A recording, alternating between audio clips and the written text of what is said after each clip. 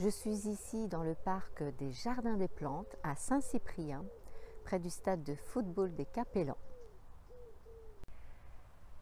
Tu n'arrêtes pas de te dévaloriser, que ce soit par des actes ou par des mots, du genre oh t'as vu comme je suis grosse, ou du style oh là là qu'est-ce que je suis idiote, j'arrive même pas à faire un créneau, ou je suis même pas foutue de me trouver un mec bien. L'amour est lié à la manière dont vous avez été aimé pendant votre enfance. Et c'est ce qui va influencer votre manière d'aimer les autres, mais de vous aimer vous-même. En général, on va s'évaluer selon les actions, les bonnes actions qu'on a faites, ou notre réussite, que ce soit avoir une belle maison, avoir un travail, avoir une famille. Donc c'est via nos actes et nos actions que nous allons nous estimer et nous évaluer.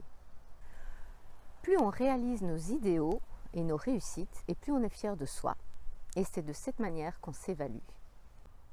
Notre problématique, c'est d'aimer tout ce que l'on fait, toutes nos actions, toutes nos réussites, au lieu d'aimer qui on est. De plus, notre estime peut être mise à mal par l'environnement extérieur, par le manque d'attention, le manque d'appréciation. Ça sera une difficulté supplémentaire à nous aimer. Bonjour, je suis Sandra Mézac, coach de vie. J'accompagne les femmes à transformer leur vie en devenant libres d'être elles-mêmes tout en étant en accord avec leurs valeurs. Alors tout d'abord, comment peut-on détecter le manque d'amour de soi? Je vais vous citer quelques exemples, ce sont des exemples les plus fréquents. Tu te dévalorises et te compares aux autres. Tu restes dans des relations toxiques qui ne t'épanouissent pas. Tu es dans l'oubli de toi pour recevoir des miettes d'amour des autres, donc une espèce de dépendance affective. Tu connais mal tes besoins et limites. Tu as du mal à dire non et prendre ta place.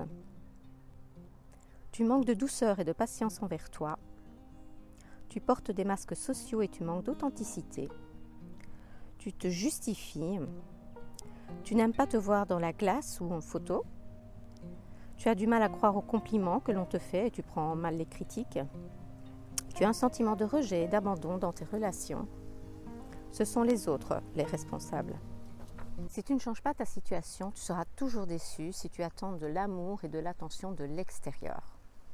Donc, il est temps d'agir. Si tu commences à faire de petits pas, un petit peu chaque jour, à te reconnecter et à aller chercher l'amour que tu as en toi, tu n'auras plus besoin de l'approbation des autres.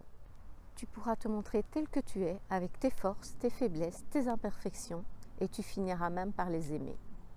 Développe ton amour de toi, sois douce avec toi, sois bienveillante avec toi. Alors, pour pouvoir rentrer en action, je vais te proposer 6 outils que moi-même j'utilise régulièrement. Ce n'est qu'un petit éventail, bien sûr, il y en a d'autres. À toi de choisir ce qui te convient le mieux. Alors, le premier outil, c'est la méditation. Alors la méditation, ce n'est pas que pour les hauts perchés. Elle est adaptable à tout le monde. Donc tu peux trouver des applications, tu peux trouver des méditations guidées sur YouTube. Je vais te mettre un lien en dessous de ma vidéo, mais bien sûr il y en a beaucoup. À toi de choisir ce qui te convient le mieux, ce qui t'interpelle. Si vraiment tu as une problématique avec la méditation, que ça ne t'appelle pas vraiment, il y a un autre moyen que j'utilise souvent pendant la journée.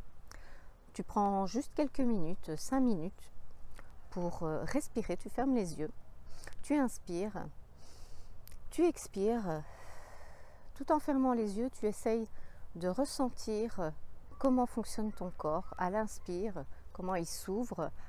Et donc tu te concentres uniquement sur ta respiration, sur l'air qui rentre par tes narines, sur l'air que tu dégages à l'expire, et tu te reconnectes juste quelques minutes pour vivre ici et maintenant. Tu vis à l'instant présent. Deuxième outil, le miroir. Alors tu prends un instant pendant la journée, que ce soit le matin, le soir, à toi de trouver le moment qui te convient le mieux. Tu te mets devant le miroir et tu te regardes quelques minutes. Tu t'observes et tu essayes de trouver 5 choses que tu aimes chez toi, physiquement parlant. Une fois que tu seras habitué à ton image, tu peux même être nu devant le miroir. Attention, ça peut être assez bouleversant. Moi, je l'ai testé à une époque où je manquais un petit peu de confiance en moi. Et l'effet était assez waouh. Ce n'est pas toujours facile les premiers instants quand justement on a cette problématique de ne pas s'aimer. Mais vous verrez qu'à la longue, vous allez vous habituer et ça vous sera que bénéfique, c'est certain. Le troisième outil, vous reconnecter à la nature. Comme là, je suis en train de faire, je suis dans un très joli parc. Je vous laisserai quelques photos d'ailleurs à la fin de la vidéo. Ça vous permet de vous reconnecter aussi à vous. Ça fait du bien au corps, à l'esprit, vous marchez. Ça vous permet aussi d'avoir un instant pour vous, pour réfléchir, peut-être prendre des décisions. Et avec cette nature autour de vous, ça vous fera le plus grand bien au niveau de l'énergie. Le quatrième outil, prendre soin de toi. Alors prends soin de ton corps, passe de la crème ou des huiles naturelles sur ta peau, fais un masque, fais un gommage, prends soin de tes cheveux, fais un masque pour tes cheveux, prends soin de ton corps, c'est ton sanctuaire, c'est là que tu habites. Donc si toi tu n'en prends pas soin, ce ne sera pas les autres qui vont prendre soin de ton corps pour toi. Accorde-toi vraiment de l'attention. Le cinquième point, parle-toi mieux, sois plus douce avec toi, sois bienveillante et des jolies paroles. Si tu attends que ça vienne de l'extérieur, et alors que toi-même tu ne le fais pas pour toi, il y a une incohérence. Si tu veux du respect de l'extérieur, sois respectueuse envers toi.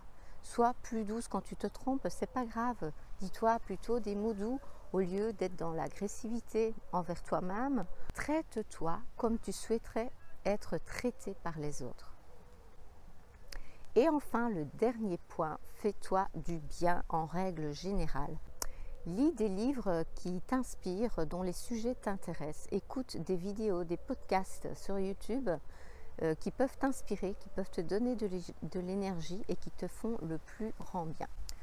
Donc si je fais un petit résumé des 6 outils que je te propose, le premier, la méditation, le deuxième, le miroir, le troisième, la reconnexion à la nature, le quatrième, prends soin de toi, le cinquième, parle-toi mieux et le sixième, fais-toi du bien. Si ma vidéo t'a plu, t'a inspiré, si tu penses qu'elle peut aider quelqu'un, n'hésite pas à la partager. Abonne-toi à ma chaîne pour les prochaines vidéos. Je te mets aussi un lien en dessous de ma vidéo pour pouvoir télécharger un e-book gratuitement. C'est un livre d'exercices qui pourra déjà t'aider à mettre en place des actions pour transformer ce qui est important pour toi. Je te dis à très bientôt. Prends soin de toi.